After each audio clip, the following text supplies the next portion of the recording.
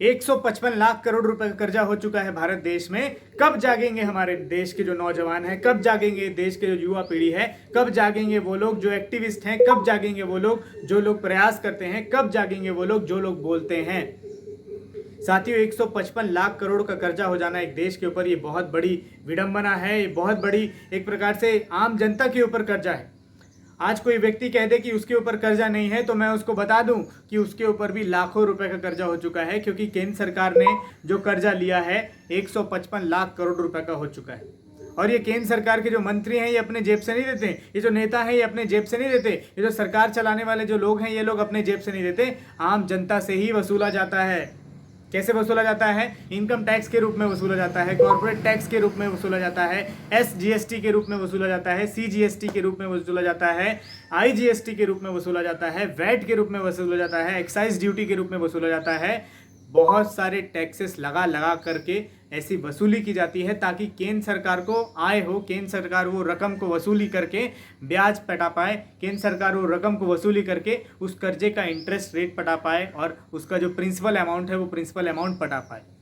तो यदि आज केंद्र सरकार 155 लाख करोड़ रुपए के कर्जे में है और आज ही केंद्र सरकार जब बड़े बड़े उद्योगपतियों के कर्जे को माफ कर देती है तो आम जनता कहाँ जाएगी?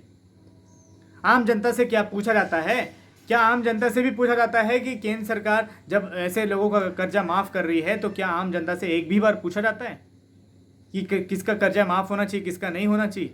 बहुत सारे बड़े बड़े जो लोग हैं, बड़े बड़े जो पूंजीपति हैं, इस देश से छोड़ करके दूसरे देशों में शिफ्ट हो जा रहे हैं, दूसरे देश में अपना घर बना रहे हैं, दूसरे देश में अपना व्यापार धंधा लगा रहे हैं और भारत देश की नागरिकता को छोड़ रहे हैं।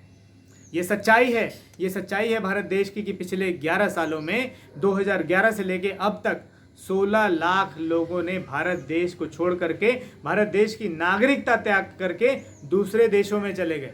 ये कोई आम जनता नहीं थे, ये बड़े बड़े कॉरपोरेट सेक्टर के लोग थे, ये लोग बड़े बड़े पूंजीपति लोग थे। और पिछले साल तो भारत ने रिकॉर्ड तोड़ दिया है। विदेशों में जाने वाले जो भारत देश के लोग हैं, 2.25 लाख लोग भारत देश की नागरिकता छोड़ करके देशों विदेशों में चले गए हैं।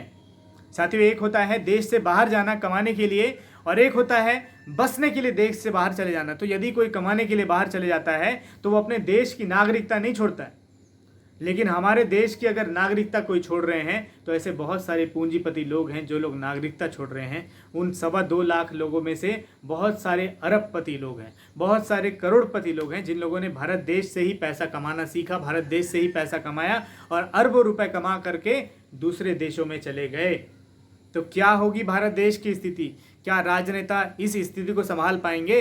क्या राजनेता जो नेतागिरी में मौजूद हैं, जो सरकार बनाए हुए हैं, क्या इस स्थिति से निपट पाएंगे?